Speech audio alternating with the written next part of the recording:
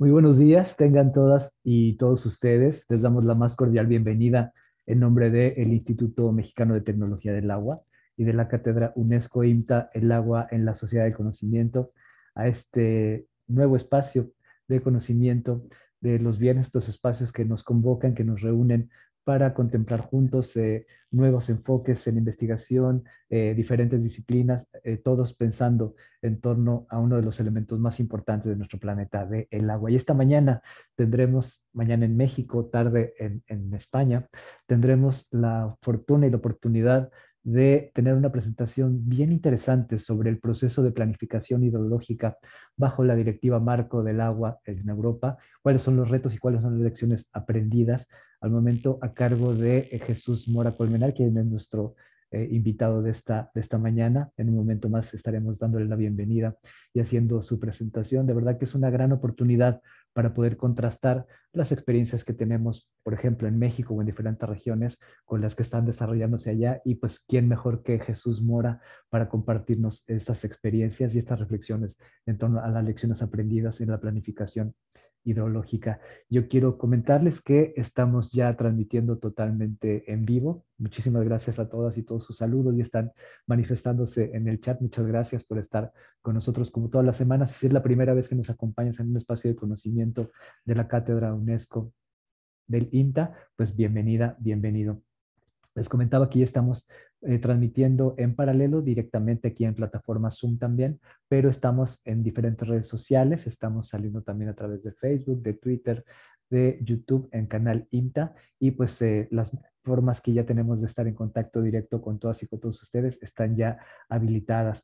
Por la importancia y por la relevancia que tiene esta presentación, la estamos grabando íntegra para que si en un momento determinado como participante pues necesitas revisar otra vez algo de la información que se compartió, lo que se comentó, pues va a estar disponible para todos y todos en redes sociales y particularmente te recomiendo visitarnos en el canal INTA de YouTube, donde encontrarás el contenido íntegro de este seminario, al igual que pues un amplio acervo de otros eventos especiales y otros espacios de conocimiento en línea que están a disposición de todas y todos ustedes con una temática pues ya muy amplia y muy completa para que independientemente de los temas de interés que tengas, pues encuentres algo interesante para tu quehacer y para tu conocimiento.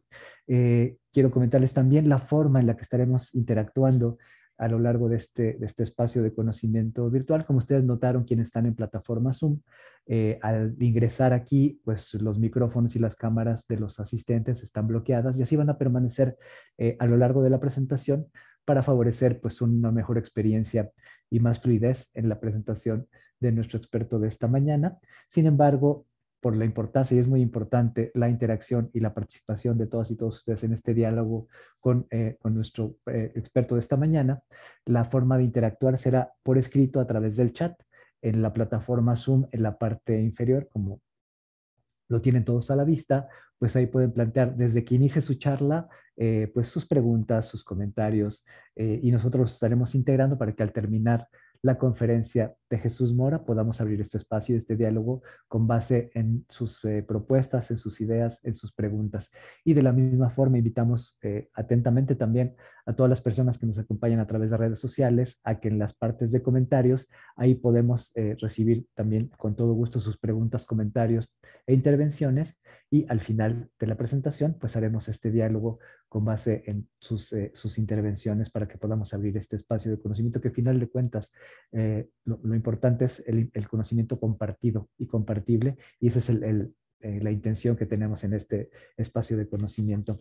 Dando estas indicaciones generales, yo quiero en este momento iniciar la presentación de nuestro invitado de esta mañana en México, tarde en España, porque hasta Madrid está conectado Jesús Mora Colmenar, quien es nuestro invitado para este espacio de conocimiento. Y voy a permitirme dar algunos datos muy sintéticos de su semblanza profesional curricular. Él es ingeniero de caminos, canales y puertos por la Universidad Politécnica de Madrid, España, promoción 2000, año 2000, y desde este año, desde el año 2000, trabaja en el grupo Técnicas Reunidas actualmente como director de proyecto en la empresa EIMO Ingeniería SAU de este grupo Técnicas Reunidas Sociedad Anónima. Dirige equipos multidisciplinares desde el año 2002, desarrollando ininterrumpidamente trabajos de planificación hidrológica conforme a la directiva marco de la Comunidad Europea, del Parlamento Europeo y del Consejo, y por lo que se establece un marco comunitario de actuación en el ámbito de la política de aguas. Bien interesante ver cómo en cada región hidrológica o en cada confederación hidrográfica pues se aplican estas directivas marco. Él, como consultor en demarcaciones hidrográficas españolas para las distintas confederaciones hidrográficas, ha desarrollado este trabajo desde tal año, desde el 2000, en las confederaciones hidrográficas, por ejemplo, del Cantábrico, de Miño-Sil, del Duero, del Ebro, del Tajo, del Guadiana, de Segura y cuencas atlánticas andaluzas. Y al igual también en otras en demarcaciones turcas con el Ministerio de Asuntos Forestales y de Agua. Dentro de la trayectoria profesional de nuestro invitado en el ámbito de planificación hidrológica, ha desarrollado trabajos de simulación cuantitativa y cualitativa de sistemas de explotación mediante sistemas de soporte de decisión, simulaciones de flujo subterráneo en acuíferos, también muy importante, estudios de análisis económico de los usos del agua, análisis de recuperación de costos, estudios de establecimiento de caudales ambientales y de estimación de demandas ambientales en humedales, caracterización de masas de agua y evaluación de sus estados ecológicos.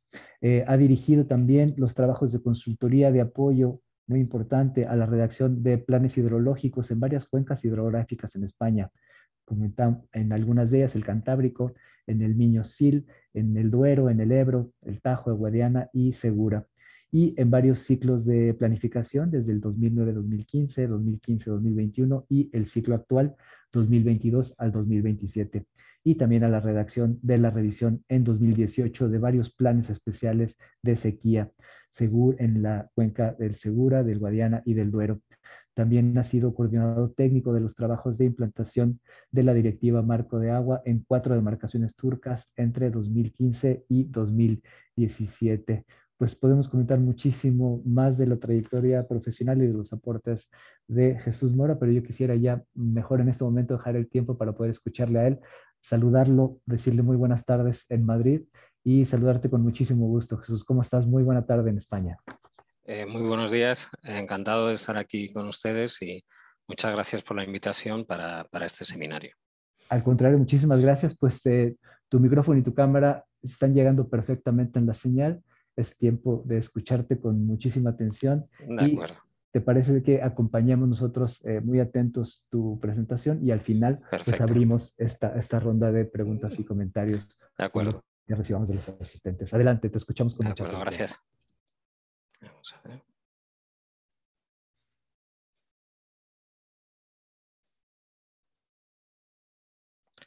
Disculpar un segundito.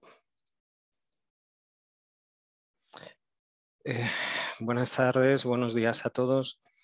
Espero no ser muy aburrido y lo único que quería era un poco con esta presentación dar una idea de lo que ha supuesto la Directiva Marco del Agua en la planificación hidrológica española y qué retos nos ha supuesto esta directiva y qué lecciones aprendidas hemos tenido sobre ella. He preparado una pequeña presentación que quedará colgada en el espacio YouTube del IMTA y ante cualquier duda o más específica que pudieran tener, aquí ven mi correo electrónico y pueden enviar cualquier tipo de consulta o apreciación. Cuando me invitaron para dar esta pequeña charla, dado que gran parte de la audiencia, o la mayor parte de la audiencia, o prácticamente toda la audiencia es del otro lado del charco, creí necesario explicar primero qué eran las directivas legislativas de la Unión Europea, después dar una visión general de lo que es la Directiva Marco del Agua y los retos de implantación que ha supuesto en España y las lecciones que humildemente y desde simplemente una postura técnica de haber estado mucho tiempo trabajando, redactando planes hidrológicos y en el proceso de concertación codo a codo con las autoridades hidráulicas españolas, entiendo que podemos sacar de este proceso de esta directiva marco. En primer lugar, las palabras son muy importantes y estamos hablando de la directiva marco del agua. Directiva implica que es un mandato, es ley, es marco por este mapa que están viendo. Este es el mapa de Europa, de los 27 países que formamos la Unión Europea. Los 27 países que formamos la Unión Europea no estamos formando un Estado único, ni es un tratado comercial. Es una unión de Estados soberanos que inician un proceso de integración y firman tratados constitutivos. Esto es fundamental para entender lo que realmente supone la Directiva Marco del Agua. Y es que la directiva es derecho, es ley. Y es ley europea. Eso implica que tiene prioridad sobre la ley nacional. Y en la legislación europea, que tiene prioridad sobre la legislación nacional de cada uno de los países, se basa en los tratados constitutivos y los tratados de adhesión. En el caso de España y de Portugal fue el tratado de adhesión del año 1985 que se firmó conjuntamente de los dos países. Y es en esos tratados donde se sientan las bases para que después se cree derecho derivado. El derecho derivado son las directivas que emanan del Parlamento Europeo y que son de obligado cumplimiento en todos los Estados miembros. Es debido a este marco en el cual tenemos un derecho que es supranacional y que está por encima de los derechos nacionales de los países en el cual se crean las directivas marco.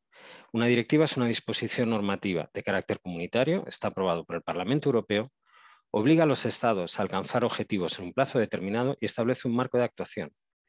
Y obliga a cada uno de los Estados a transponerla a su derecho.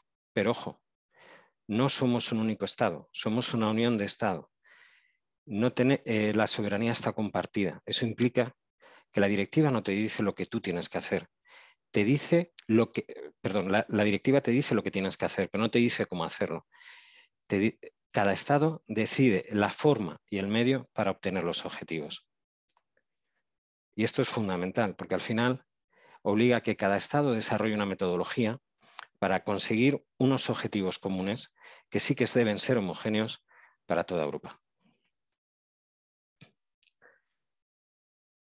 Aquí estamos hablando de la Directiva Marco del Agua. Pero si uno se mete en Internet, en la página web de la Comisión Europea, para ver de cuántas directivas hay, solo agrupadas por temas, hay 32 temarios distintos en los cuales el Parlamento Europeo ha legislado. De todo tipo de temática. Aquí es simplemente el pantallazo de los primeros que salen: aduanas, agricultura, ampliación, competencia, consumidores. La cantidad de directivas europeas es ingente, es de un gran volumen y es muy difícil seguirles la pista, la verdad. Llega un momento que abruma. Estos textos legislativos, estas directivas, establecen los mismos objetivos para todos los países. Y eso es muy fácil de decir, lo acabo de decir antes. Pero a mí me gustaría transmitir lo difícil que es, porque estamos estableciendo los mismos objetivos tanto para países pobres como para países ricos, evidentemente dentro del contexto europeo. En esta tablita, en esta diapositiva, simplemente se explica o se ve cómo España, por ejemplo, que tiene una renta per cápita media de 26.400 euros del año 2019, antes del COVID, esta directiva le impone los mismos objetivos, los mismos requerimientos ambientales que a los grandes países de la zona euro, como pueda ser Alemania, Francia o Italia, con PIB per cápita bastante superiores, como en el caso del alemán, o relativamente cercanos, como el caso del italiano. Pero es que establece los mismos objetivos para países de muy alta renta per cápita, como pueda ser Luxemburgo, Dinamarca, Irlanda y todos los países nórdicos. Y además es el mismo objetivo, es el mismo requerimiento ambiental que se establece para los países más pobres del este de Europa, como pueda ser Rumanía o Bulgaria. Para todas las comparaciones económicas entre países, para las ayudas, para los fondos, en Europa se utiliza el poder paritario de compra para evitar la distorsión que implica los diferentes precios de cada país. Entonces, realmente, el término de PIB per cápita no se suele usar. Se usa más el término de PIB en poder paritario de compra, que es la tabla que tienen al lado. Estamos viendo cómo se están poniendo los mismos objetivos para España, que tiene sobre la media de la Unión Europea de 100 un 91 de renta per cápita, como para Luxemburgo, que tiene 260, Irlanda, que tiene 193, o Rumanía y Bulgaria, que tienen 65 y 51. Estamos asegurando objetivos medioambientales comunes para el tema de la directiva marco. Para otras directivas sobre derechos humanos, sociales, laborales, cualquier aspecto que uno pueda imaginar, se están estableciendo objetivos comunes, tanto para países pobres como para países ricos, para países grandes, para países pequeños. Esto implica proteger el mercado único frente a prácticas abusivas de dumping fiscal, laboral, ambiental que pudiera establecer cualquier país, pero también son un cortapisa y reducen la competencia de los países más pobres. Porque un país con menor desarrollo no puede utilizar leyes más laxas medioambientales o leyes más laxas en el ámbito laboral o leyes más laxas en cualquier otro ámbito para conseguir una ventaja competitiva. Solo para ponerlo en contexto, aquí está en términos de poder paritario de compra los 3 países que componen el NAFTA. El NAFTA sí que es un tratado comercial, no es una unión de países que se están integrando, pero sí que les quiero decir, con esta tabla quiero explicar lo ambicioso que es todo el marco legislativo europeo. En la Unión Europea hay más diferencia de países de riqueza que en América del Norte. En términos de poder paritario de compra, la diferencia entre el país más rico y el país más pobre en Europa es 5,1 y en América del Norte es 3,1. Simplemente, para ponerlo en escala de NAFTA, imagínense ustedes plantearse objetivos comunes para centenares de temas en todos los aspectos posibles en América del Norte, entre Canadá, Estados Unidos y México. Pues es difícil, cuesta pensarlo, cuesta imaginarlo. Pues eso es lo que estamos haciendo en Europa. Y de ahí viene el gran reto y de ahí viene la gran dificultad. ¿Cómo se hace para que los países cumplan con estas directivas, cumplan con estos objetivos ante Bruselas, ante la Unión Europea? En primer lugar, hay un primer mecanismo.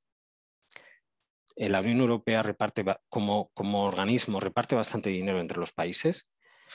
Y estos fondos, estas ayudas, este dinero que se hace a través de los fondos europeos de desarrollo, fondos de justicia social, de cohesión, hay distintas figuras para la transferencia de recursos a cada país, se supeditan a que se transponga el derecho comunitario al derecho nacional y se implementen adecuadamente.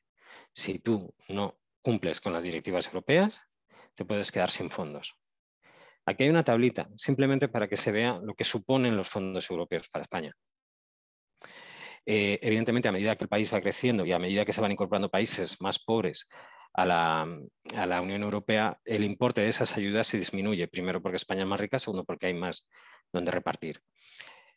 Pero estamos hablando que en el primer sexenio, entre el 2000 y el 2006, las ayudas en fondos llegaron a suponer el 7% del PIB. Entre el 7 y el 13, el 3%. Y en el último sexenio, el 3%. Son cantidades muy importantes. Y además, si no cumples, aparte de que no te den dinero dentro de las líneas de financiación de la Unión Europea, te puedes enfrentar a procedimientos de infracción. El derecho comunitario es muy lento y muy garantista, pero al final las multas acaban llegando. Y prácticamente todos los países, por una cuestión u otra, tienen procedimientos de infracción.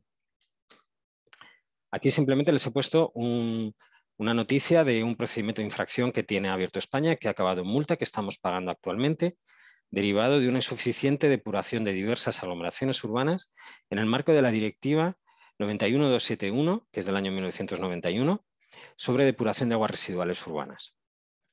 Desde julio del año 2018, España tiene una multa de 12 millones de euros y además está pagando 10 millones de euros al semestre que se estarán pagando hasta el 2023 por incumplir esta directiva. Y la multa es simplemente por uno de los objetivos de la directiva, que establecía que en 2001 todas las aglomeraciones urbanas de más de 15.000 habitantes deberían presentar colectores y estaciones depuradoras, SEDARs. La multa ha llegado 17 años después, pero ha llegado. Y han puesto una multa que es bastante importante, por solo 9 aglomeraciones urbanas, que no es escasamente el 1,5% de todas las aglomeraciones urbanas del país, y por 350.000 habitantes, que no tienen un tratamiento adecuado, que es el 0,6% de todo el país. Es decir, este objetivo se cumple para el 98,5% de las aglomeraciones urbanas y para el 99,4% del país. Y sin embargo, ha venido la multa, y esta multa hay que pagarla. Y la estamos pagando a razón de 10 millones de euros al semestre y de 12 millones de euros como multa única. Las aglomeraciones que están incumpliendo son aglomeraciones que tienen problemas. Tienen problemas porque son fundamentalmente aglomeraciones urbanas en zonas de costa, donde es bastante complicado construir una depuradora por la carestía que supone el suelo y también porque durante el proceso de construcción de estas depuradoras ha habido problemas con los propietarios de terrenos, en expropiaciones, etc. Piénsese que estamos hablando de cerca de 600 aglomeraciones urbanas en España, de más de 15.000 habitantes. Es fácil que en alguna de ellas haya algún problema que ralentice mucho la construcción de la depuradora. Y esto acaba desembocando en una multa. Pues este es el esquema de funcionamiento que tenemos con las directivas en Europa. Esta diapositiva la pongo simplemente para poder explicar que lo que parece una idea preciosa, como es la unión entre Estados y una legislación común que te asegura derechos, asegura el mercado libre, protege al consumidor, armoniza la legislación entre países, es un motor de la modernización de todos los países y es un elemento fundamental de la gobernanza europea. Al igual que una moneda tiene un reverso y tiene una cara y tiene su reverso, tiene su cruz, las directivas también suponen incomodidades, dejémoslo ahí. No voy a decir cara B o problemas, pero sí incomodidades. O una parte que no es tan positiva.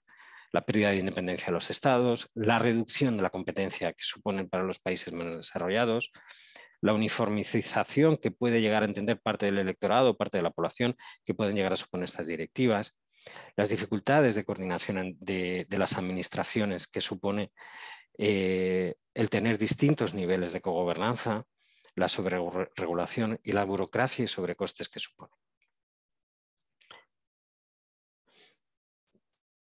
Una vez que con esta idea,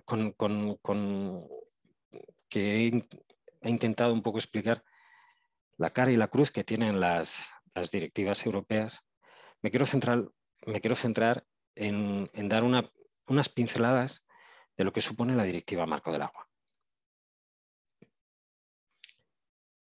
Esto es taller mío, no es una diapositiva que venga de publicidad de la Directiva Marco, pero yo siempre he visto la directiva de esta forma. Bueno, la directiva es un texto legislativo, la aprueba del Parlamento Europeo en el año 2000, tiene unos cuantos artículos del orden de 18 o 19 artículos y después varios anexos técnicos. Pero a mí me gusta esta visión. Es la siguiente. En la parte izquierda de la diapositiva, bajo el triangulito de DMA, tienen los pilares en los que yo creo que se basa la Directiva Marco del Agua. Es la unidad de cuenca, que establece el artículo 3, garantizar el buen estado de las masas de agua de la Unión Europea, que es el artículo 4, el análisis económico y la recuperación de costes, que es el artículo 9, y la participación pública, que es el artículo 14. Estos son los 4 pilares fundamentales sobre los que descansa la Directiva Marco del Agua.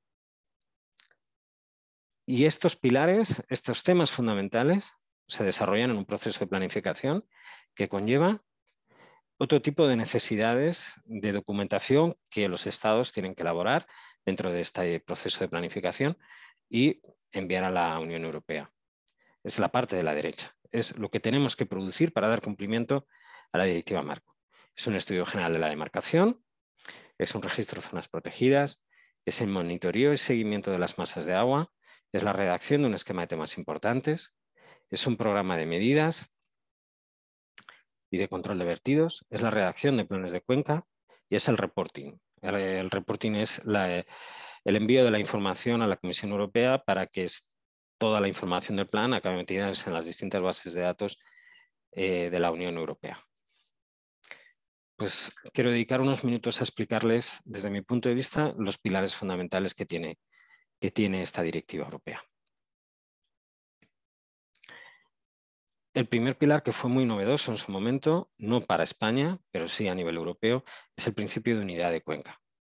Hay que delimitar las demarcaciones hidrográficas, entendiendo como tales las cuencas hidrográficas, incluyendo las aguas superficiales continentales, subterráneas, de transición y costeras.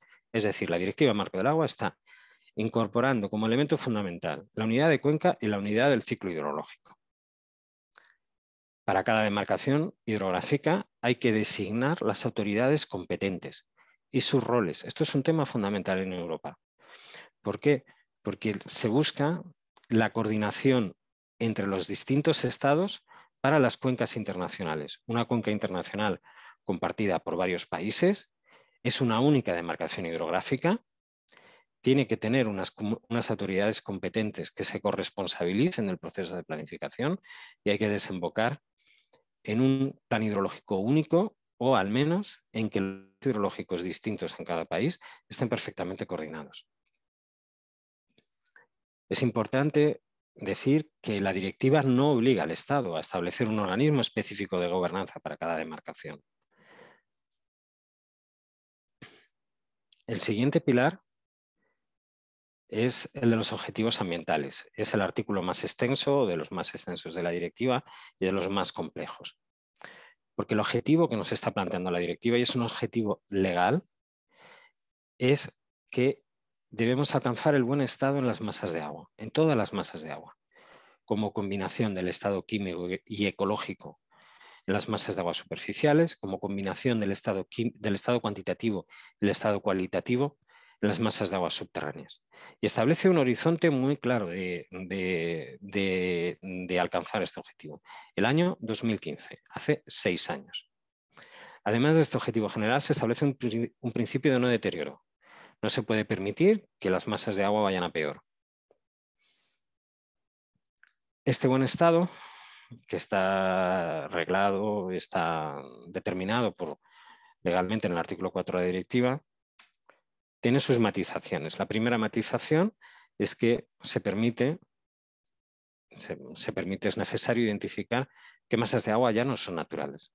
Ya no son naturales porque tienen una gran modificación de sus características hidromorfológicas, que serían las HMWB, las masas de agua muy modificadas, son las siglas en inglés, o bien porque son artificiales, son cuerpos de agua que se han creado por el hombre allí donde previamente no había agua. Para estas masas de agua que son muy modificadas o artificiales, hay que establecer un potencial ecológico. Este potencial ecológico es, en resumidas cuentas y de una forma muy simple, el máximo estado ecológico que tiene la masa, asumiendo que no podemos revertir esa modificación hidromorfológica. Es decir, ni siquiera para las masas de agua que ya se den por perdidas porque están muy alteradas, la directiva se olvida de ellas, sino que establece un buen potencial ecológico y a efectos prácticos no supone, o sea, a efectos prácticos suponen también un importante requerimiento ambiental. La directiva permite establecer prórrogas para alcanzar estos objetivos ambientales hasta 2027, no más, por razones de capacidad de pago o dificultades técnicas o incluso ambientales. Hay también la posibilidad de establecer objetivos menos rigurosos, es decir, en aquellas masas de agua donde sea excesivamente caro o técnicamente imposible alcanzar el buen estado, se puede ir un poco menos, a un objetivo un poco inferior, que serían los objetivos menos rigurosos. Pero el uso de esta figura es muy limitado y debe estar basada en rigurosos análisis coste-beneficio. No puede ser general, no puede estar generalizado.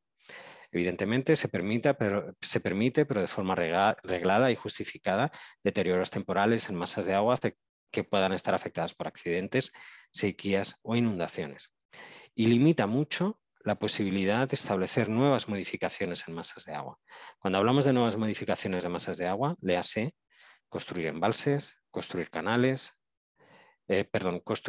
que canalicen el río, construir puertos, todas las graves alteraciones hidromorfológicas que implican cambio de naturaleza, pasar de un sistema lótico a un sistema léntico, o pasar en una masa de agua costera de aguas libres, aguas cerradas por los diques de un puerto, se consideran nuevas modificaciones, están regladas por el artículo 4.7 y a efectos prácticos se dificulta muchísimo su aplicación, que se hagan nuevas infraestructuras que conlleven estas nuevas modificaciones.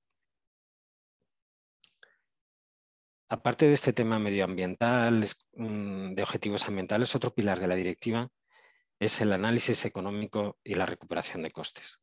La propia directiva nos obliga a que en el año 2010 los estados establezcan políticas de precios que incentiven adecuadamente el uso eficiente del agua. Y además te obligan a que, como máximo en 2010, haya una contribución adecuada de los diversos usos del agua a la recuperación de costes. Te obliga a hacer un análisis de recuperación de costes teniendo en cuenta 3 conceptos totalmente distintos. El coste financiero, por las infraestructuras que toda autoridad hidráulica tiene que construir o tiene que ejecutar para dar agua a los usuarios, pero también tienes que tener en cuenta el coste ambiental y tienes que tener en cuenta el coste de recurso allí donde haya escasez. Hay que establecer políticas de precios como incentivos y es fundamental otro aspecto, que es que el análisis económico en la Directiva Marco es transversal. El análisis económico se considera como la herramienta fundamental para la toma de decisiones en la justificación de las masas de agua muy modificadas en las prórrogas o en las derogaciones. Un Estado no puede decir que su río X o su embalse X es muy modificada si no utiliza herramientas de análisis económico para ello. ¿A qué tipo de herramientas? Justificar que excede la capacidad de pago la demolición, por ejemplo, de la presa, justificar que las medidas de restauración de esa alteración hidromorfológica no presentan capacidad de pago o tienen un coste desproporcionado, etcétera, etcétera. Se busca sobre todo que no haya decisiones de los estados arbitrarias, sino que todas estén justificadas. Y la forma de justificarlo es apoyándose en el análisis económico. Por eso es tan importante en la directiva. Por último, el último pilar es el de la participación pública. En 3 niveles: información pública, participación pública activa y consulta pública. Se le da bastante importancia a la directiva para que el proceso de planificación sea lo más participativo posible de toda la sociedad. Aquí les quiero poner simplemente como para pensar. Esta es, aquí tienen la liga del organismo que redacta el plan hidrológico del Rin, que es un único plan para 5 países. El Rin nace para 5 países europeos más Suiza. Suiza, aunque no está dentro de la Unión, comparte gran parte de su legislación y entre ellas la Directiva Marco, al igual que Noruega. Entonces, nos estamos encontrando con que hay 6 países que comparten un único plan hidrológico. Eso es un enorme reto técnico de coordinación. Entonces, lo quería dejar aquí porque es para pensar realmente en todo lo que está suponiendo de esfuerzo la aplicación de la Directiva Marco Europea. Y en el mapa lo que ven es la cantidad de cuencas internacionales que hay en Europa. Son todas las que están pintadas en rojo. Por eso es tan importante el principio de unidad de cuenca en la Directiva Marco del Agua y por eso es tan importante todas las medidas que hay que desarrollar de coordinación entre los distintos países. La Directiva Marco establece, como todas las directivas, unos sitios temporales de cumplimiento.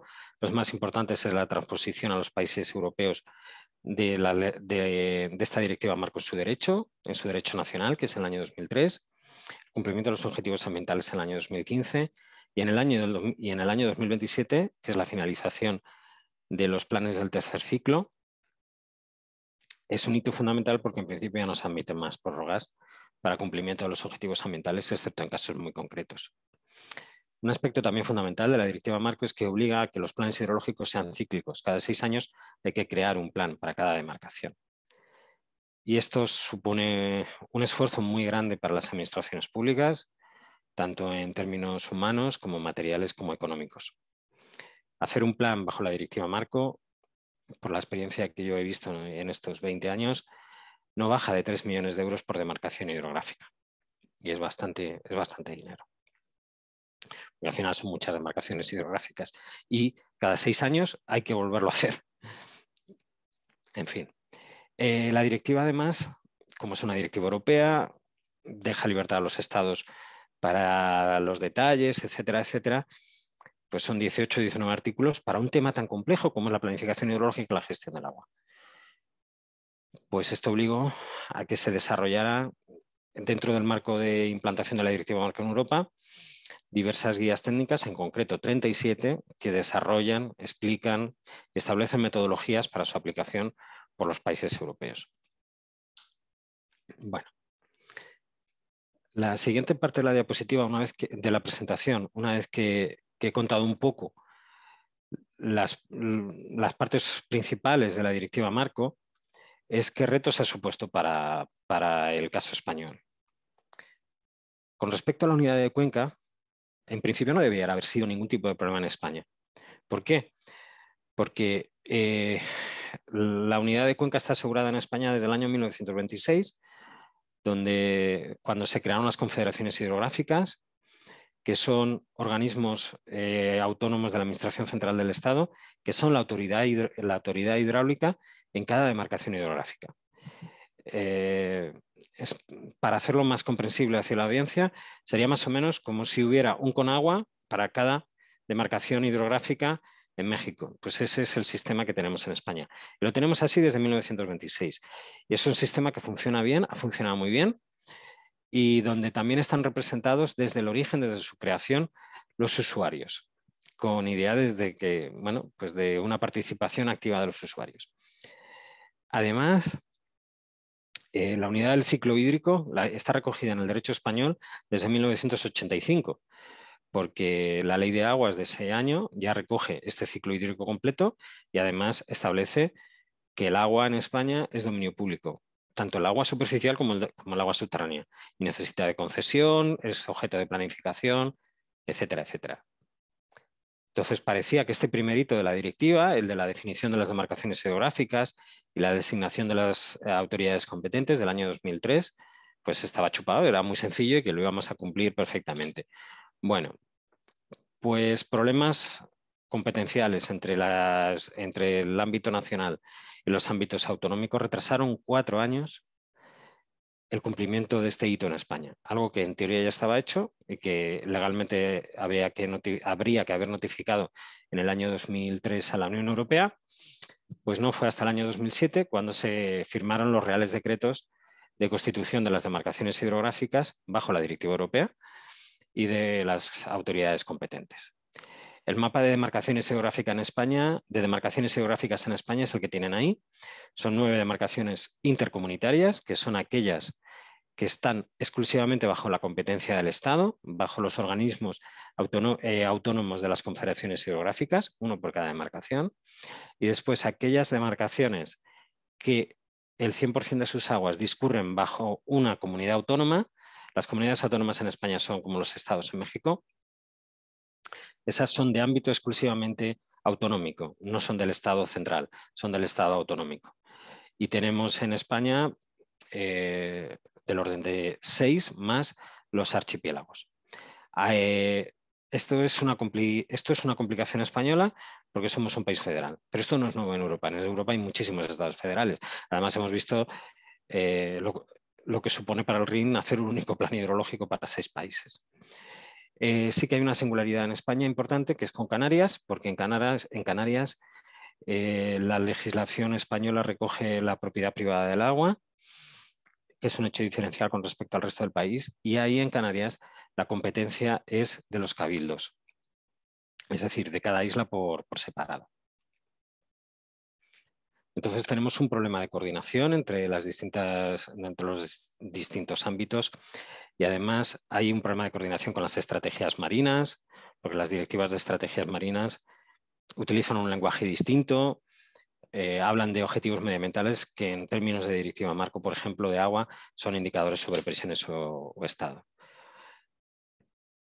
La parte de interrelación con las demarcaciones internacionales en España la tenemos cubierta con el convenio de Albufeira, que es un convenio entre España y Portugal para las cuencas que son compartidas entre ambos países. Es un convenio que tiene un recorrido histórico muy grande porque sus antecedentes son de 1864. El convenio en sí se firmó en 1988, antes de la entrada de ambos países en la Unión Europea. y fue renovado y ratificado en el año 2008, ya cuando ambos países estaban en la Unión Europea y bajo la Directiva Marco del Agua. Está funcionando relativamente bien y no hay graves problemas entre ambos países, que compartimos 4 cuencas hidrográficas importantes.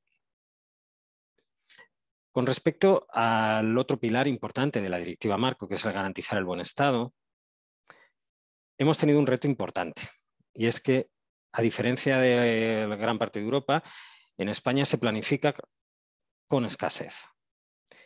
Y aquí he puesto Spain is different, que es el eslogan de promoción turística de los años 60 que se hizo en España y en Europa, pero es que de alguna forma es lo que ha pasado con la Directiva Marco. En la transposición europea, en la transposición de la Directiva Europea a la legislación española, se ha añadido a los objetivos anteriores de satisfacción de demanda y de cabales ecológicos todos los objetivos europeos medioambientales a los que nos obliga la Directiva Marco. Y aquí tenemos algo que ha supuesto un problema en el proceso de planificación español, y es que los objetivos de la legislación española tras Directiva Marco son de alguna forma bicéfalos. Por un lado tenemos objetivos de buen estado, de alcanzar el buen estado de las masas de agua, de protección del dominio público hidráulico, de la protección de la calidad del recurso, de la economía del uso, racionalización de usos, que eran objetivos o bien previos de la legislación europea, de la legislación española o bien de la legislación europea, pero tenemos otros objetivos que no tienen nada que ver con con los anteriores, que son objetivos de satisfacción de las demandas, del desarrollo económico, del incremento de disponibilidades de recursos, que vienen de nuestra legislación anterior. ¿Por qué se han mantenido esos objetivos en la planificación española? Muy simple. Porque hay zonas de España con problemas de escasez, muchas de ellas. El ratio de recursos hídricos disponibles en España es de 2.500 metros cúbicos por habitante y año. Es un ratio relativamente elevado, pero hay diferencias muy notables entre el norte y las cuencas atlánticas, que son húmedas, y las cuencas mediterráneas, Guadalquivir e insulares, que son muy secas.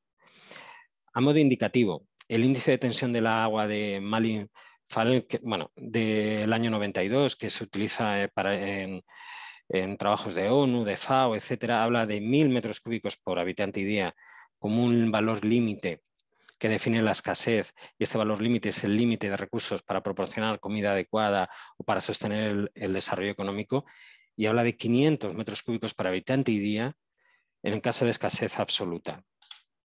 Bueno, pues en España hay una cuenca, que es la cuenca del Segura, que es la cuenca más deficitaria, con mayores problemas, que ese ratio es de 442 metros cúbicos por habitante y día, por debajo del ratio de escasez absoluta que utilizan los organismos internacionales. Ese ratio es comparable no con ninguna cuenca de Europa, sino con Túnez. Es la mitad que el de Marruecos, es igual que el de Túnez, con un matiz. Tiene esa cuenca 5 veces, o sea, la misma cantidad de hectáreas de regadío que Túnez, pero con 5 veces menos población que Túnez y con 5 veces menos recursos disponibles en valor absoluto que Túnez. Para contextualizarlo, el ratio que en España son 2.500 de media y que en la cuenca del Segura son 442, en México es 4.360 metros cúbicos por habitante y año. Y ya, sin hablar de la cuenca del Segura, hay casos extremos como alguna isla canaria, donde prácticamente no hay recursos disponibles naturales y todos los recursos hídricos proceden de la desalinización.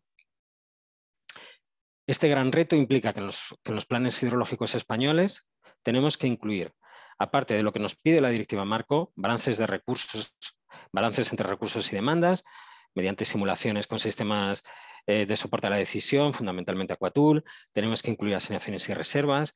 Tenemos que incluir contenido normativo sobre concesiones de agua. Además, a diferencia de Europa, los planes son Real Decreto Ley en España. Los planes hidrológicos son ley en España. Tenemos que establecer medidas específicas para atender la demanda o incrementar recursos disponibles. Y muchas veces estas medidas son presiones para Directiva Marco y eso genera un problema. Y tenemos que establecer cabales ecológicos. Solo para contextualizar, en España el 80% de la demanda es para uso agrario. Pero estamos hablando de dotaciones relativamente bajas. A nivel global para toda España, 6.340 metros cúbicos por hectárea y año. Y una de las líneas principales de los planes hidrológicos es la modernización de estos regadíos para ir poco a poco bajando estas dotaciones. En el ámbito urbano, ¿qué se está haciendo? para este reto tan grande que supone planificar unos objetivos ambientales muy ambiciosos europeos y con unas necesidades de satisfacer demandas en un ámbito de escasez. Para el abastecimiento hay una reducción permanente de las pérdidas en las redes de abastecimiento. Aquí en la tabla, según nos indica el Instituto Nacional de España de Estadística, las pérdidas reales por habitante y día entre el año 2000 y el año 2018 prácticamente se han reducido a la mitad, de 68 litros por habitante y día a 38. Pero es que estamos partiendo ya de dotaciones bajas. El canal de Isabel II, en el año 2018, derivó por cada habitante 208 litros por habitante y día, nada más. El objetivo es bajarlo a 156 litros por habitante y día en 2030. Esto es un objetivo que se ha impuesto el canal de Isabel II, que es el organismo que gestiona el agua, del ciclo integral del agua para abastecimiento en la Ciudad de Madrid, saneamiento, etc. Ciudad de Madrid, la Comunidad de Madrid, mejor dicho, el Estado de Madrid. Como comparación, Ciudad de México está alrededor de 350 litros por habitante y día. A día de hoy, bueno, de hace 3 años, el ratio en Madrid era como un 40% inferior y se está planteando como objetivo a 2030 a reducirlo a menos de la mitad del ratio actual de Ciudad de México. Otra línea de actuación muy potente en los planes hidrológicos es un uso creciente de recursos no convencionales en agricultura. Las zonas regables del TTS, que son gran parte del regadío en el sureste español, que están recibiendo agua del trasvase Tajo Segura y que es un regadío altamente productivo, se le suele llamar la Huerta Europa, y es netamente exportador de productos hortofrutícolas, está actualmente utilizando cerca del 30% de su demanda en época de sequía procedente de desalinización, a un coste unitario muy alto. El coste unitario de desalinización está saliendo del orden de €1 por metro cúbico, incluyendo todos los costes y sin tener en cuenta subvenciones, y están pagando el agua prácticamente a 0,25, 0,30 euros por metro cúbico, que es bastante dinero. En abastecimiento, en las zonas más áridas del sureste, la Mancomunidad de los Canales Delta y Villa está actualmente utilizando el 26% de sus recursos para abastecimiento provenientes de desalinización, también a un coste unitario muy alto. Esta necesidad de planificación con la escasez, además, nos ha obligado a planificar no solo el plan hidrológico, sino a hacer los planes especiales de sequía, que para cada demarcación geográfica nos diferencian entre situaciones de escasez, derivado de la falta de recursos para atender la demanda de agua, y situaciones de sequía, para poder identificar en qué momento es razonable que se reduzcan los caudales ecológicos en los ríos, y establecer medidas de movilización de recursos extraordinarios, desalinización, bombeos, etcétera, y reducciones de suministros a las demandas en los momentos en los que haya escasez. Otro gran reto que nos ha supuesto la directiva es la dificultad en la estimación de caudales ecológicos. Aquí tenemos un gráfico donde se ven las carencias en alguna demarcación geográfica en la estimación de los caudales ecológicos en el segundo ciclo, pero esto ya a día de hoy en el tercer ciclo prácticamente lo tenemos ya resuelto a nivel país. La fijación técnica de los límites del buen estado es complicada y en España se ha ido actualizando la normativa a medida que el conocimiento técnico lo ha permitido. Entonces se hizo una instrucción de planificación hidrológica, después se ha hecho varios reales decretos, se han hecho guías, etcétera. Es decir, se está arreglando legislativamente las características o los requisitos del buen estado. Con respecto al buen estado, yo a día de hoy creo que la única carencia así importante que tenemos es con el indicador de peces, con el indicador biológico de peces, que estamos usando el EFI Plus y el EFI Plus integrados y que aún no está consolidado porque faltan campañas, faltan datos para tenerlo del todo consolidado. Es el único reto que indicaría como pendiente en este tema. Y a día de hoy, en el año 2021, el 55% de las masas de agua superficiales está en buen estado en España, en buen estado ecológico, y el 87% en buen estado químico. En este mismo año, el 56% de las masas de agua subterránea está en buen estado. Hay un 24% de las masas que tienen problemas cuantitativos por sobreexplotación y un 35% tienen problemas cualitativos, fundamentalmente por nitratos. El reto, en 2027 tiene que cumplir prácticamente todo. ¿Y qué vamos a hacer con el 45% de las masas de agua que quedan restantes, que a día de hoy no cumplen objetivos? Hay que hacer programas de medidas en este tercer ciclo mucho más ambiciosos y se están planteando nuevas limitaciones normativas a la aplicación de nitratos y se están planteando planes de ordenación de extracciones en las masas de agua con problemas.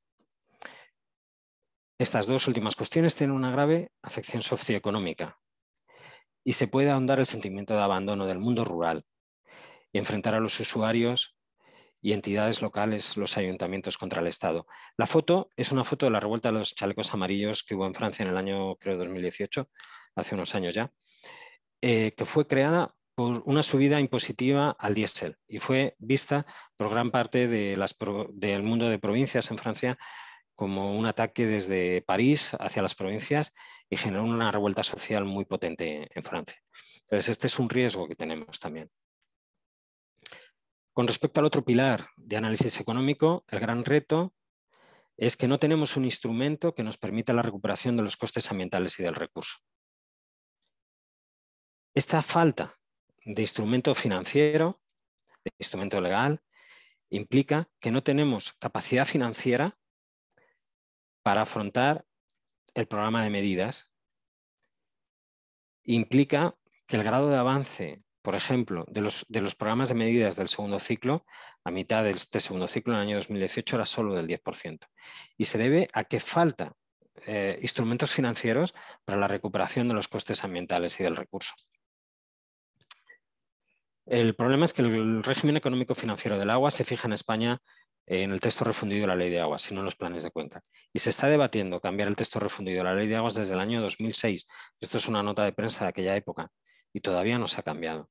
Evidentemente, por los problemas políticos y connotaciones políticas que puede llegar a tener. ¿De cuánto dinero estamos hablando? Estamos hablando de 2.000 millones de euros al año, que es aproximadamente el 0,16% del PIB. Y en los esquemas de temas importantes del tercer ciclo se han planteado dos posibilidades, o bien que se pague vía impositiva por todos los españoles mediante una subida de la tributación general, o bien que se modifique el texto refundido de la Ley de Aguas y que sean los usuarios quienes afronten los costes ambientales. Todavía no hay respuesta a esto. Con respecto a la participación pública activa, se está asegurando y se está haciendo bien la información y consulta pública. Se está fomentando la participación pública activa con jornadas y con mesas sectoriales, pero cada vez el interés de los usuarios es menor, hay un mayor enroque en las posturas y las POS, que es el acrónimo de las alegaciones, propuestas, observaciones o sugerencias enviadas a los organismos de Cuenca, muestra muchas veces no una voluntad de participación, sino de obstrucción. En el último proceso participativo que hemos hecho, han llegado a venir 1.000 alegaciones iguales, que eran simplemente copia y pegada de las anteriores, para obligar al organismo de Cuenca a contestarlas. Bueno, ya voy a intentar aligerar un poco la presentación. ¿Qué lecciones aprendidas yo destacaría? La primera, debemos ser conscientes de nuestra realidad y limitaciones. No podemos seguir con esta forma de ser tan española de querernos Don Quijote contra los molinos. La planificación hidrológica en el marco de la Directiva Marco tiene una gran dificultad técnica, económica, política, y debemos ser realistas y tener en cuenta los medios que disponemos. Cuando uno coge un plan hidrológico anglosajón, de Irlanda o de un país del norte de Europa, son planes sencillos, pequeños, divulgativos. Cualquier plan español son 100, me atrevería a decir, decenas de miles de páginas. Intentamos abarcar mucho, somos muy idealistas, nos ponemos objetivos siempre muy altos. Y yo creo que tenemos que empezar a bajar los objetivos y ser más realistas. Siguiente lección aprendida. La dualidad ambiental y socioeconómica de los planes españoles, esto que decía antes de que por un lado tenemos que tener objetivos ambientales cumplidos, por otro lado tenemos que atender a las demandas, no ha sido bien entendida, no ha sido bien explicada en Bruselas. Muchas medidas de los planes españoles para atender demandas tienen impactos ambientales negativos y eso hay que explicarlo mejor. Pero ojo, esta dualidad yo no la vería como un problema, es también una oportunidad. Si hubiera un plan de atención a las demandas y otro plan bajo directiva marco del agua, sería como se ve en la foto. Dos trenes que chocaran entre sí. Creo que es mejor lo que se está haciendo de, en único plan, intentar, mejor o peor, combinar los dos tipos de objetivos. No basta con desarrollar el proceso de planificación, hay que reportarlo. Esto es importante. El reporting lleva mucho trabajo y además hay que explicarlo. Cuando desde Europa se hizo la identificación de, bueno, la revisión de los planes españoles del segundo ciclo, perdón, gran parte de las carencias se debieron, de las carencias identificadas por la Unión Europea, fue a que se analizaron los programas de medidas. Y en ellos, en los planes españoles, no se incluyen como medidas disposiciones normativas, limitaciones al uso del agua, limitaciones concesionales, etcétera, porque se incluyen en una parte específica del plan, que es la normativa, que tiene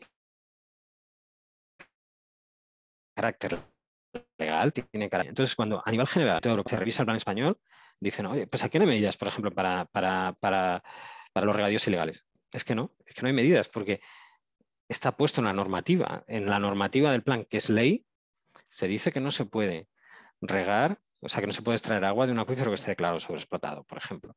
Pues ese tipo de cosas, es decir, tenemos que explicar, no solo hacer, hay que reportar, gastar tiempo y dinero en reportar y además explicarlo. Por otro lado, aunque somos muy tendentes a decir que lo hacemos todos mal, al final los resultados de estado de las masas españolas son un poco mejores que los europeos. A nivel europeo, el 47% de las masas de agua superficial tiene buen estado, a nivel español es un 55%, o sea, no estamos tan mal. Esta es la imagen que ahora mismo está en WISE, en el sistema de reporte europeo de cómo están las masas de agua en Europa. Y bueno, pues España no es de las peores, evidentemente. Como no podía ser de otra manera. Nos creemos que tenemos muchos problemas porque estamos gestionando escasez, pero en el norte de Europa o en el centro de Europa tiene otro tipo de problemas. Las cuencas tienen mucha mayor densidad de población, hay mucho más problemas de tipo químico, etc. Entonces, lo que nosotros nos creemos que son especificidades y nos quejamos de ellas, pues al final todo el mundo tiene especificidades. La gran lección que yo sacaría es que no basta con planificar, hay que ejecutar las medidas. En los últimos años, el mayor desastre ambiental en España ha sido el colapso del ecosistema del Mar Menor, que es la imagen que ven en la fotografía, derivado de la cantidad de nutrientes que recibe por las actividades agrícolas en su cuenca vertiente, fundamentalmente por escorrentía superficial, pero también por escorrentía subterránea. Esta laguna es una de las mayores lagunas saladas de Europa, tiene 13.500 hectáreas, tiene todas las figuras de protección que uno se pueda imaginar, es humedal Ramsar, es un sitio bastante bonito. Y a su alrededor pues hay una inmensa zona regable, que es la zona regable del Campo Cartagena, que se le conoce como la Huerta de Europa. En el año 2008, en el esquema de temas importantes del primer ciclo de planificación, se identificaron los problemas que tenía de posible eutrofización en esta masa de agua y se identificaron ya las medidas que a grandes rasgos son las que durante 3 ciclos de planificación se han ido replanificando y poniendo en los distintos planes. Pero desde el 2008 no se han ejecutado gran parte de estas medidas. En primer lugar, por un problema competencial de discrepancia con la autoridad competente de Agricultura, que es de la comunidad autónoma, pero también por una falta de capacidad financiera por la crisis del 2008, que fue muy potente en España. ¿Cuánto de potente? Porque claro, una cosa es que lo diga yo y otra cosa es que se vea. Pues miren, este es el PIB per cápita de España en dólares constantes del 2010. El pico fue en el año 2009. Este es 2008, cuando en el LETI del primer ciclo del Segura se identifican las medidas que es necesario ejecutar para que no se eutrofice el Mar Menor. Y esta es la caída, con un mínimo en 2013. En el año 2015, a finales del año 2015, el Mar Menor hasta ese momento había aguantado toda la contaminación de nitratos que había recibido, fundamentalmente pues, con episodios de crecimiento de medusas, había habido una colonización masiva de las praderas marinas de una especie del Mediterráneo, que es la caolerpa, pero vamos, el mar, la laguna estaba en bastante buen estado físico-químico, no había concentraciones de nutrientes en la matriz agua importantes, las condiciones de transparencia eran muy buenas, la cantidad de peces, de caballitos de mar, en fin, sin ningún problema. Y a finales del año 2015, nadie sabe por qué, colapsa. Colapsó, creemos que es porque hubo un invierno bastante húmedo. El caso es que colapsó el 85% de las praderas submarinas. Se murieron de golpe. Al morirse de golpe, toda la cadena trófica colapsó, se liberó muchísimo metano, se eliminó muchísima materia orgánica y un mar que era totalmente transparente se transformó en esto que están viendo. Después se ha ido recuperando, pero ha habido episodios de inundaciones en los cuales se ha vuelto a incorporar mucha materia orgánica y no ha vuelto a recuperar el equilibrio, el Mar Menor, desde finales del año 2015. Como no quería acabar la presentación con una imagen tan fea y tan triste como esta, a mí particularmente me duele muchísimo esta imagen, quería también hablar de casos de éxito. En la misma cuenca donde hemos visto este colapso del Mar Menor, en el año 2016 se le dio un premio de la European River Prize por el proyecto de recuperación del río Segura, que era un río que estaba muy contaminado, que atravesaba una ciudad de tamaño medio millón de habitantes. Estaba tan contaminado como que los pisos, los departamentos que iban a dar al río no se vendían en los años 90. Bueno, pues a día de hoy es la zona de las zonas más caras de la ciudad. Esta es una imagen del puente de Manterola, de uno de los puentes, de una pasarela peatonal que se hizo sobre el río, y físico-químicamente el río está bastante bien a raíz de todas las actuaciones de depuración que se hicieron. Y bueno, pues se ha podido recuperar el ecosistema. Hay nutria en las cercanías de la ciudad, o sea que también hay casos de éxito. Y este es un caso muy particular que a mí me gustaría destacar, que es el de la ciudad de Madrid, la renaturalización ambiental del río Manzanares. En la imagen izquierda ven cómo estaba en el año 2004. Este es el río Manzanares, un río muy modificado. Esto que ven aquí es una lámina de agua artificial porque se crea en los años 40 y 50 para que Madrid tuviera un río, porque el río tenía muy poco caudal o tiene muy poco caudal de forma natural. Entonces, pues se encauza, se hace muy grande un encauzamiento y se embalsa para que haya lámina de agua. Y después, en los años 70, se construye una gran autopista que es la M30, una autopista de circunvalación de Madrid, el equivalente a un periférico en la Ciudad de México. Y entre el año 2007 y el año 2011, la Ciudad de Madrid se gasta 3.600 millones de euros en soterrar 43 kilómetros de esta autopista, liberar las márgenes para uso público, para crear un parque. 3.600 millones de euros es muchísimo dinero. Para ponerlo en perspectiva, es como si cada habitante de la Ciudad de Madrid hubiera pagado un sueldo mínimo mensual. Este gran parque, a efectos de directiva marco, no es nada, porque pues vale, es un área de esparcimiento de la ciudad. Pero después, en el año 2016, el ayuntamiento dice, bueno, ¿por qué no renaturalizamos el río? Y lo único que se hizo, bueno, lo único, aparte de alguna medida puntual más, fue abrir las compuertas. Esto es un ejemplo de una noticia que salió a los pocos años. El río Manzanares, que era una auténtica lámina de agua embalsada, a día de hoy tiene muchísima vida natural. Evidentemente sigue siendo una masa de agua muy modificada, pero se ha convertido en un corredor ecológico que conecta la sierra, conecta zonas que son renatura antes y después de la ciudad, y además atraviesa el pulmón de la ciudad. Y a día de hoy es esto. Entonces, creo que también es un ejemplo de positivo, no tanto el haber convertido la autopista en un parque, sino lo agradecida que es la naturaleza, que permite tener un corredor ecológico en mitad de una ciudad de 4 millones de habitantes. Y ojo, el agua que ven en estas imágenes es agua depurada que en gran parte viene de una depuradora que está justo cuando entra el río en la ciudad. Y bueno, espero no haberles aburrido mucho y quisiera pedirles disculpas por los 5 o 6 minutos que me he pasado de mi tiempo. Voy a dejar de compartir pantalla y muchas gracias por su atención. Al contrario, de verdad, los agradecidos somos nosotros por este panorama que nos compartes.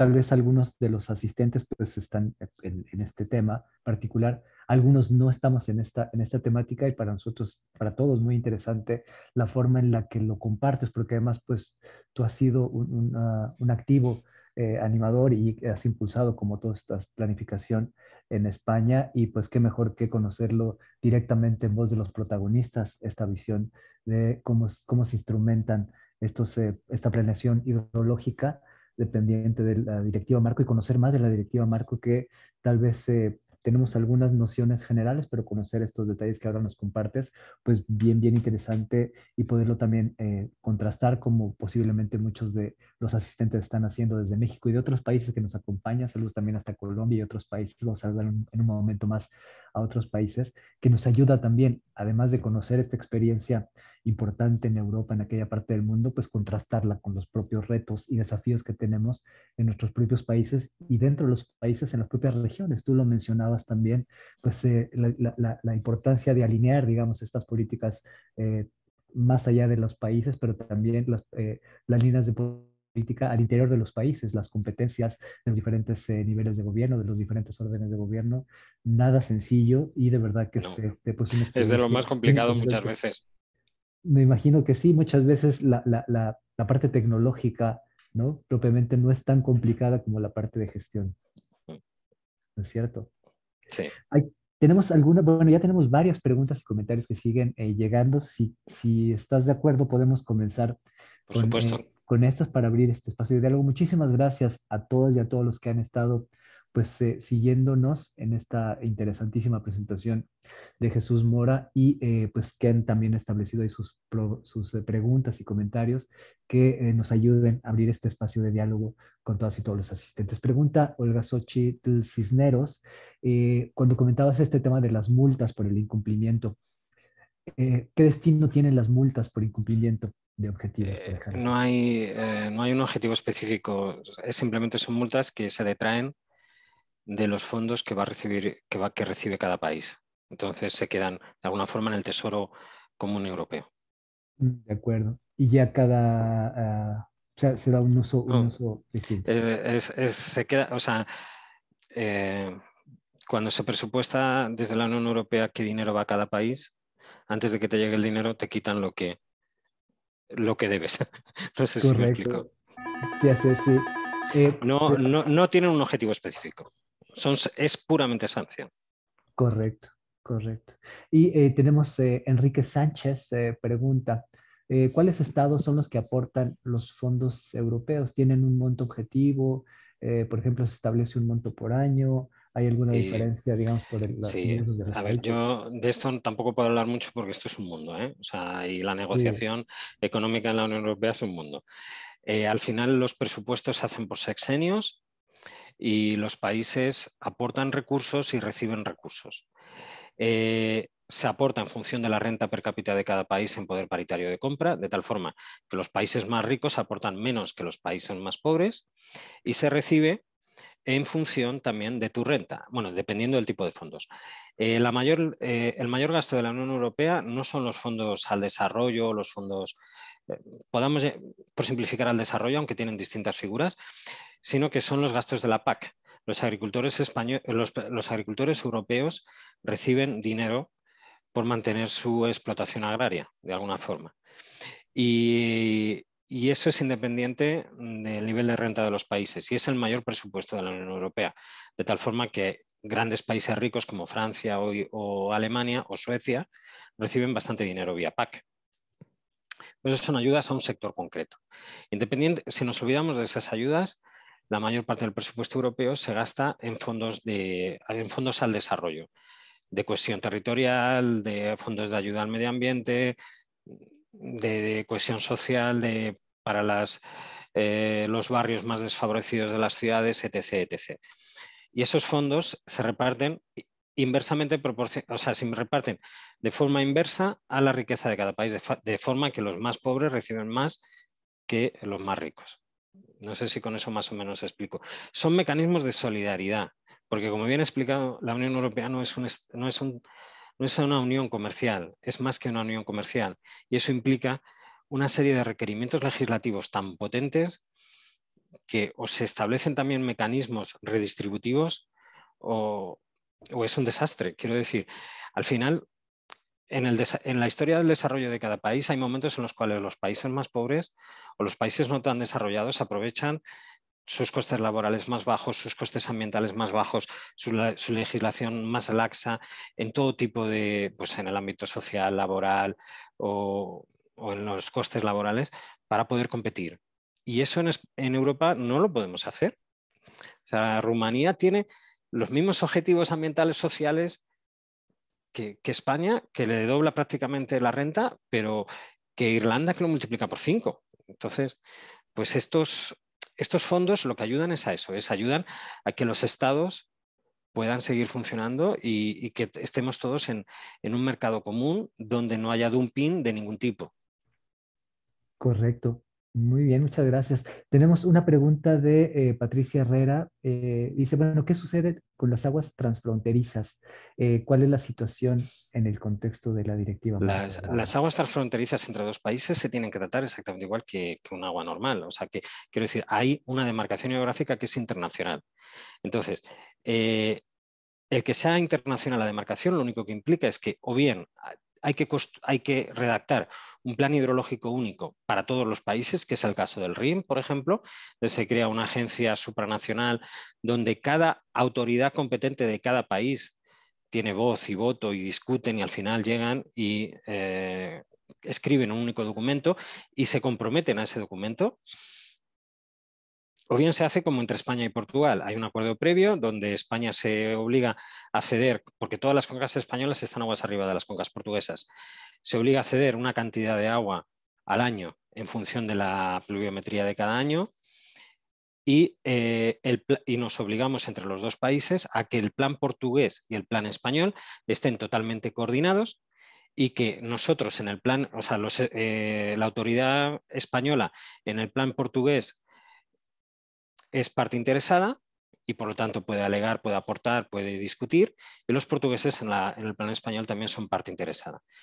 Pero no tenemos un plan único. La directiva permite ambos juegos, ambas posibilidades. Un plan único para todos los países o bien una interrelación y coordinación muy potente entre el plan de un país y el plan del otro país.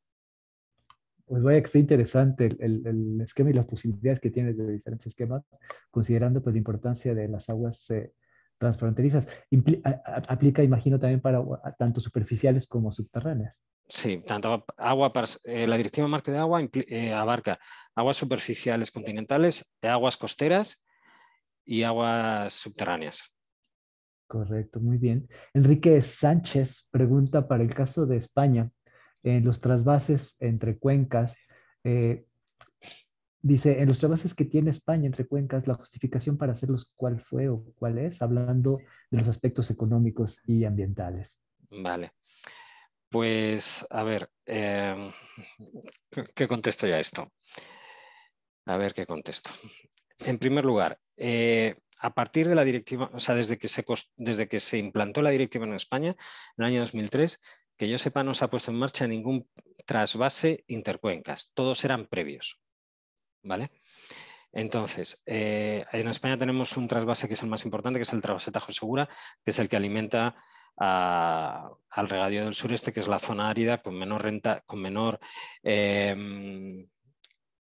cantidad de agua disponible per cápita de Europa y donde tenemos una gran concentración de regadío.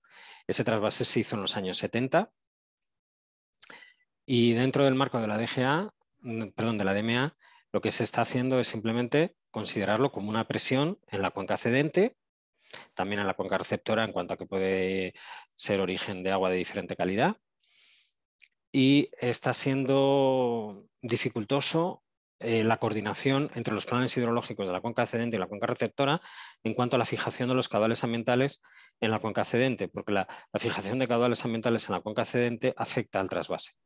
Pero la legislación española recoge una cosa que es fundamental y es que solo se pueden trasvasar aguas excedentarias, de tal forma que si en la cuenca cedente se establece unos requerimientos ambientales mayores, eso implica menores disponibilidades de recursos en la cuenca receptora, ¿vale?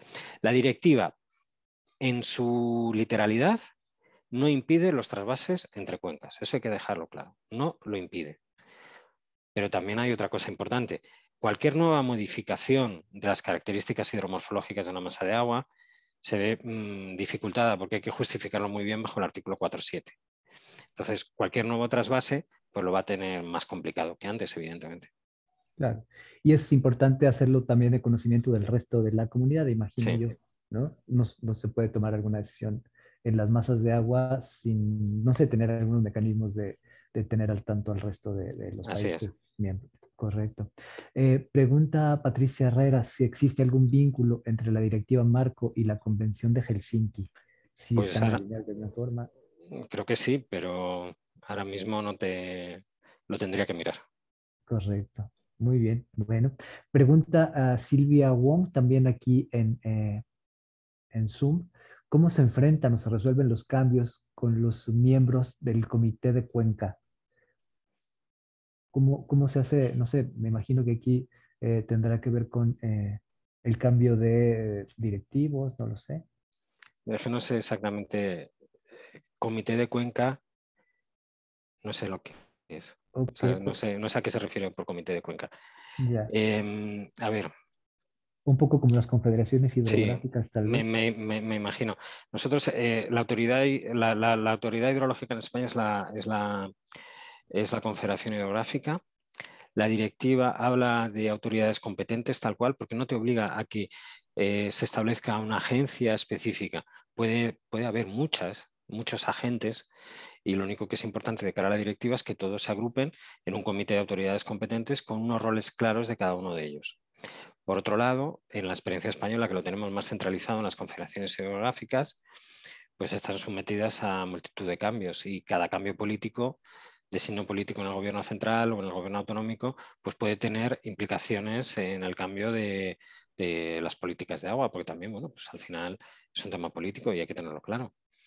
Sin Pero duda. eso no implica que se pare el proceso de planificación y no implica que se deje de planificar. Y tampoco un cambio político o un cambio de las personas que estén en las confederaciones implica un cambio de los objetivos a conseguir, porque eso nos viene impuesto a nivel supranacional, ni siquiera nacional.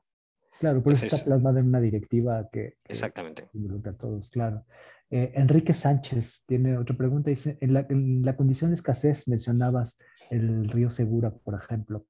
¿Es posible establecer el caudal ambiental o cómo es No, posible no es establecerlo en que, no es que sea Argentina? posible, es que es obligatorio. O sea, Ok, según la legislación española hay que establecer obligatoriamente caudales ambientales en todos los ríos, y estos caudales ambientales tienen carácter de restricción al sistema, es decir, salvo que sea para uso humano, para beber, que tiene prioridad ante todo, salvo para ese uso, hay que dar siempre agua al requerimiento medioambiental, antes que al resto de usos.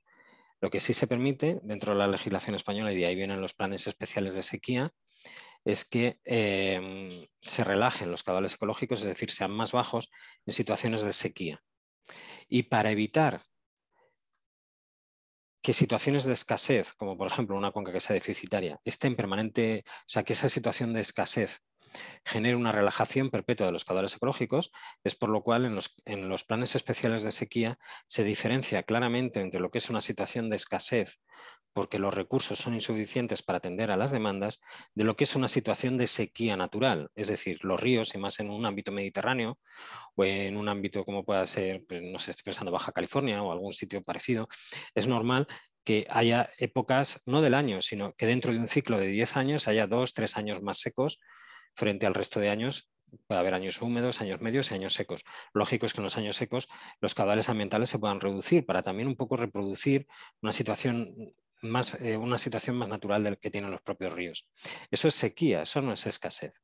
Entonces los planes especiales de sequía intentan diferenciar muy bien cuando hay una situación de escasez de cuando hay una situación de sequía, que esa situación de sequía sea solo por motivos climáticos y que en esa situación de sequía establecer unos indicadores técnicos que permitan relajar los caudales ambientales, pero no en otras circunstancias.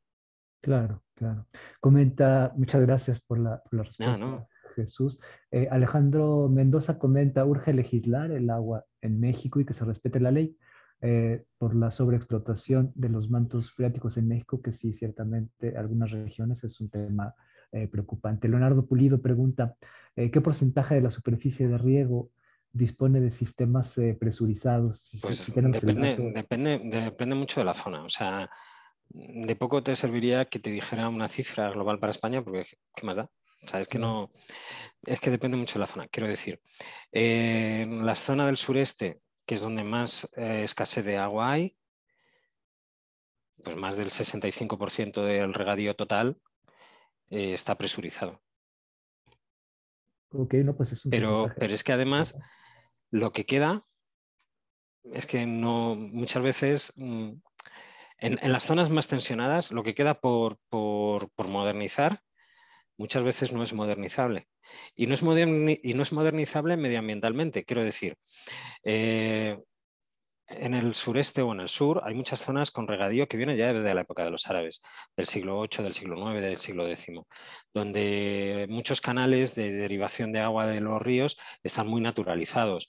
En, en Granada y en el Parque Nacional bueno, en la zona de las Alpujarras, prácticamente pues desde el siglo XIV, siglo XV, no hay ríos como tales porque son casi todo derivaciones de acequias de riego donde viven especies protegidas.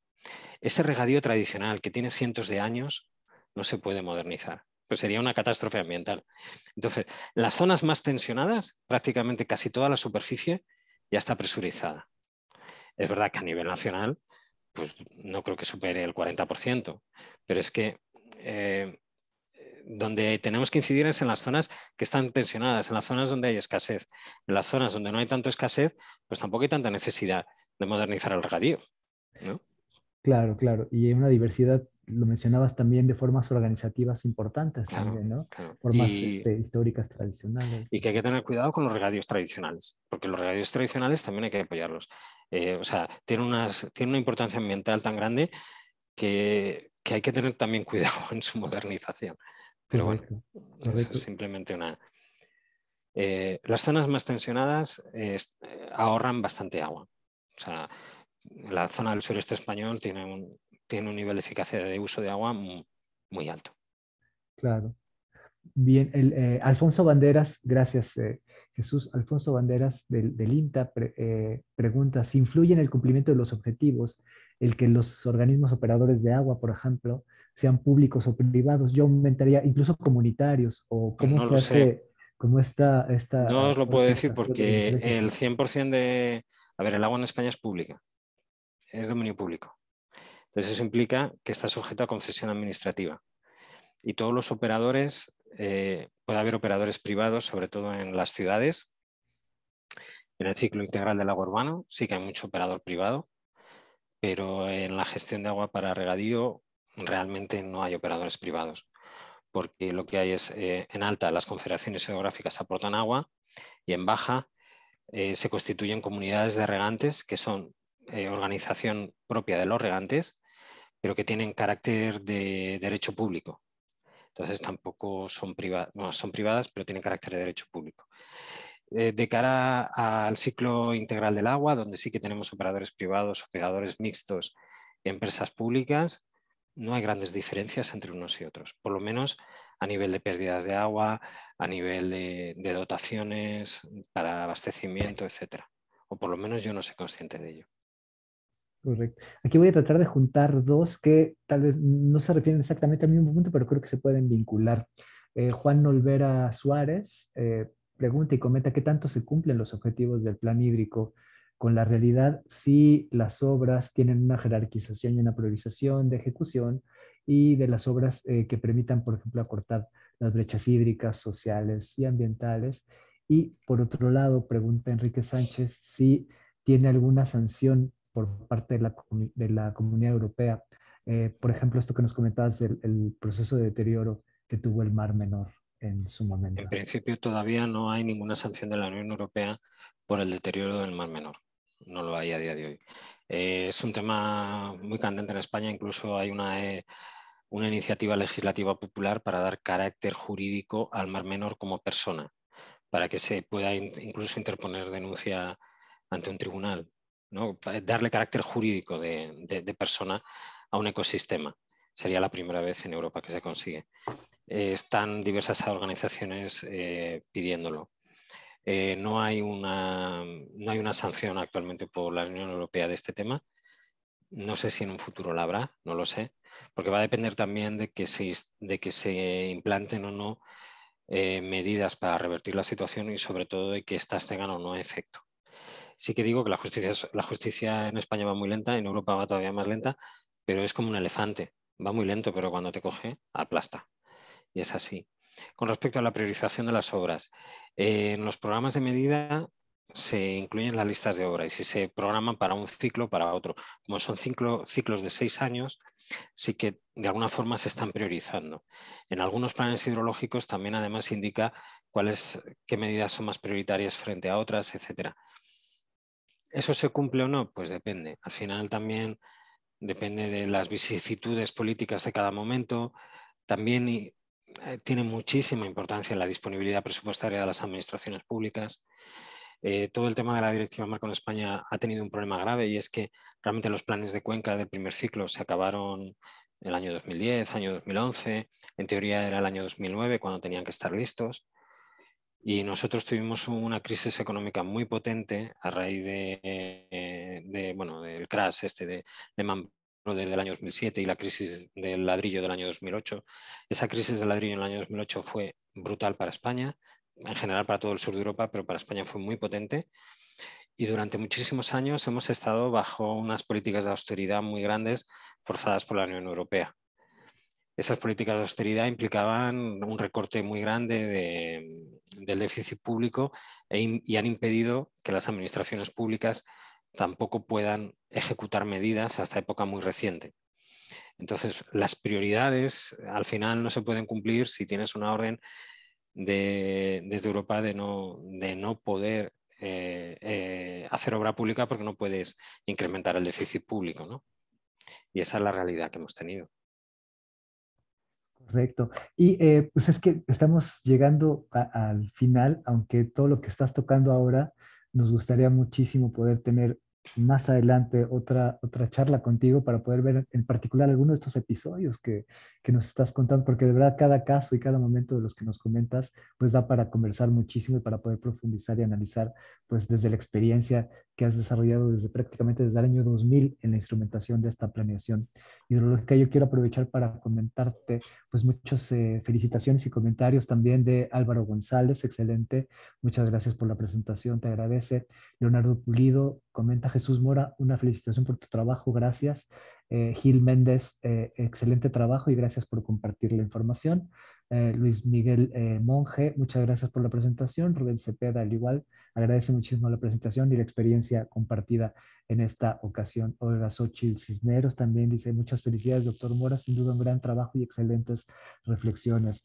Rebeca González, muy interesante la experiencia española, felicidades.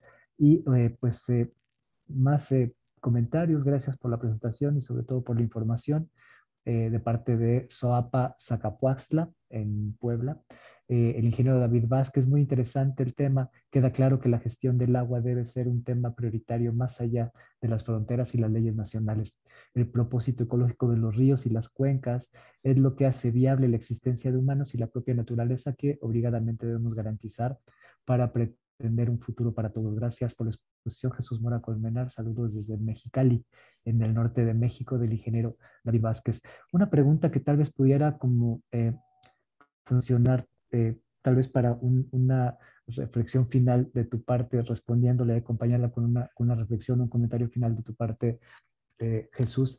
Pregunta Luis: ¿cuál es la clave o método para que España pueda cumplir con la normativa? ¿Cómo participa la ciudadanía? ¿Cuál es el procedimiento de verificación del cumplimiento de la directiva? Y tal vez como analizando o compartiendo algunos elementos de esta respuesta, nos puedas compartir tu propia visión para poder cerrar el seminario. A ver, no sé. Bueno, en primer lugar me gustaría dar también las gracias a todas las personas que están al otro lado por escucharme y a la gente que me ha invitado. Para mí ha sido muy, muy interesante preparar esta presentación por un motivo. Y perdonar que me haya ido por las ramas, pero no quiero olvidarlo. No sé las de presentaciones que he hecho relacionadas con la Directiva Marco. No exagero si digo decenas y más que decenas. Pero es la primera vez que hago una presentación global. Siempre me he centrado, pues, una presentación de análisis económico, una presentación muy modificadas o una presentación ¿Tenemos alguna sobre la unión publicación? de Cuenca, pero una general es la primera vez que lo hago y ha sido también un reto para mí. Y quiero agradecer la oportunidad que me han dado, por eso también, ¿no? Con respecto a cuál es el TIC o cuál es la forma que podemos tener, la gestión del agua es un tema muy complejo. Y es muy complejo cuando además de los requerimientos ambientales se une la necesidad de satisfacer a las demandas. Nosotros como españoles tenemos un problema y es que muchas veces el carácter nacional que tenemos es de subestimarnos mucho y a la vez de ser muy idealistas, un poco soberbios, en plan, pues como decía antes, Don Quijote contra los molinos. Cada español que nos creemos, yo creo, el mejor seleccionador del equipo de fútbol y de la selección y cosas así. Eso es un hándicap muy grande. Pero tenemos una experiencia de más de 100 años en gestión hídrica. Los organismos de Cuenca están funcionando bien, tienen muchos problemas, todo lo que queramos, pero han funcionado bien y siguen funcionando bien. El que haya un organismo, una autoridad hidráulica para toda la demarcación, yo creo que es garantía de éxito. Y creo que es la mejor garantía de éxito.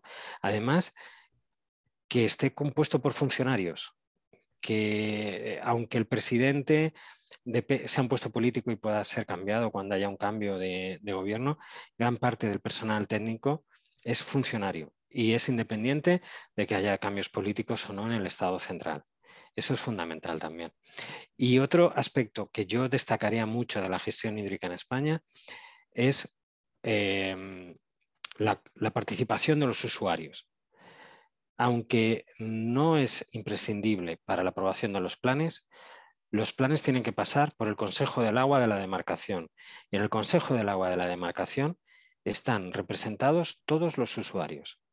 Usuarios de abastecimiento, usuarios de regadío, las comunidades autónomas, otros organismos estatales. También están los usuarios hidroeléctricos y están los ambientalistas, los ecologistas. Todos tienen voz y voto. Y además, una vez que cada plan español se aprueba en cada demarcación, se eleva al ministerio antes de enviarlo por el Reino de España a Bruselas. Antes de que se eleve a Bruselas, tiene que pasar por el Consejo Nacional del Agua, donde están representados a nivel nacional todos los usuarios. Entonces, creo que esos 3 puntos, para mí, yo los destacaría. Una autoridad hídrica que es un órgano autónomo del Estado por cada demarcación, consejos del agua de la demarcación donde están representados todos los usuarios y todas las autoridades competentes, porque las autoridades competentes, hay otro organismo que en lugar de ser el Consejo del Agua de la demarcación, donde están los usuarios, se llama Comité de Autoridades Competentes, pero vamos, al final son órganos consultivos, y el Consejo del Agua Nacional a nivel nacional y también la profesionalización de la función pública creo que es fundamental. Entonces son 3 aspectos que sí que destacaría como positivos, aunque muchas veces nos quejemos, aunque estemos siempre llorando que qué mal vamos, que qué mal estamos, yo creo que es positivo. Sin duda, pues muchos comentarios más. Nos gustaría mucho compartirte al final pues lo que recogimos de preguntas, de comentarios de todos los asistentes. De verdad que estos espacios de conocimiento se ponen muy buenos porque pues tenemos una audiencia diversa, digamos, en temas de interés, en experiencias, en lugares incluso desde donde participamos. Te comentaba que estamos pues, de muchas regiones del país prácticamente, pero también nos acompañan, por ejemplo, de Costa Rica, de Bolivia, de Colombia, de España, por supuesto, también saludos hasta España, donde te encuentras en este momento, de Colombia, Costa Rica, en fin. Honduras, también un saludo y un fuerte abrazo, y que nos ayuda mucho a que sigamos reflexionando el agua desde nuestra localidad y de nuestra cotidianidad, pero también verla en un contexto más amplio, como se hace en Europa, y también verlo ya, pues, también como un elemento en perpetuo movimiento en este planeta que finalmente tenemos que ver y darnos cuenta que este tipo de elementos compartidos son los que nos dan vida y además que nos hacen pues ver que el mundo no está tan grandote ni tan desarticulado como a veces lo pensamos. El agua articula todo y esta es una forma súper interesante que nos compartes para reflexionarlo y para tenerlo presente. Muchísimas gracias, Jesús. Muchas gracias a ustedes. Al contrario, muchas gracias. Y yo quiero invitarte e invitarles a que, para cerrar este seminario y para agradecer de nuevo a Jesús, muchísimas gracias. Comenzamos a lo mejor con luz de día para ti y a lo mejor ya está atardeciendo, anocheciendo por allá en España donde te conectaste. Mm. Pues mandarte un fuerte abrazo a ti, a todos tus colegas por el trabajo que realizan por allá. Y mientras aquí, y yo quisiera invitar a que, como es tradición en estos espacios, quienes así lo deseen, vayan encendiendo sus cámaras para que al final podamos tomar una foto de todo el grupo, pues celebrando el haber tenido este espacio de conocimiento y este espacio de diálogo y la oportunidad de conversar con Jesús y de profundizar en esta temática. Muchas gracias también a Mayren Alavés, que hizo posible esta vinculación institucional y es colaboradora del INTA, y le agradecemos muchísimo también esta colaboración para poder conectar y que nos mantengamos vinculados. Esa sería una invitación para que sigamos compartiendo nuevos espacios de conocimiento. Yo, por cierto, quiero aprovechar en lo que encienden sus cámaras a que compartirles algunas invitaciones. Por ejemplo, si podemos ver la siguiente, por favor, a que por supuesto nos mantengamos enterados de información y de nuevas convocatorias en las redes sociales del Instituto Mexicano de Tecnología del Agua que tenemos presentes, y en unos minutos más pues estará ya disponible para ustedes este seminario y toda la información que compartió con nosotros y los comentarios de Jesús en el canal INTA y en todas las redes sociales donde estamos transmitiendo totalmente en vivo. La que sigue, por favor, recordarles que nos sigan y que hay muchísima más información. La siguiente, por favor. Y una invitación muy atenta y de verdad que los queremos animar muchísimo. Y es la próxima semana, empieza ya la cuenta regresiva, el 24 y 25 de noviembre tendremos una conferencia binacional organizado con la Embajada de México en el Reino Unido y el Instituto Mexicano de Tecnología del Agua, en una reflexión en un foro de expertos sobre cambio climático, agua, agricultura y economía, 2 jornadas de lo más interesante con ponencias, con reflexión al estilo de estos espacios de conocimiento en línea. Les animamos muchísimo a que de una vez vayan a la página de la Cátedra UNESCO INTA a que se registren. El cupo es limitado. De verdad, invitadísimas, invitadísimos a que nos acompañen 24 y 25 de noviembre. Las ligas para el registro estarán en las redes sociales para todos ustedes. De verdad, no deje pasar esta oportunidad de actualizarse y además, bueno, el tema está pues muy, muy fresco con la reciente cumbre ambiental. La que sigue, por favor. Les queremos invitar también con muchísimo gusto a que en otra de nuestras publicaciones de divulgación precisamente profundicemos un poco en el tema de agua y cambio climático en este boletín que tenemos quincenal que se llama Hidrófilos, a que lo conozcas, a que te suscribas. En las redes sociales está el link también, y suscribiéndote ya te va a llegar quincenalmente este boletín con novedades, con recomendaciones de lectura, con invitaciones a eventos para formar parte de esta comunidad también de conocimiento. La que sigue, por favor. Invitarles también muy atentamente a que nos lean también en nuestra página institucional del INTE, en el espacio denominado Perspectivas, en la columna de Perspectivas. Cada semana publicamos algunas visiones institucionales sobre temas fundamentales de la mayor actualidad en torno al agua. Esta semana, hidroenergía y cambio climático, como parte de las declaratorias que se destacaron en la conferencia de las partes, en la COP26, y les invitamos a profundizar un poco en esta reflexión y en otros muchos temas que tenemos en esta columna disponible para todos ustedes en el sitio institucional. La que sigue, por favor.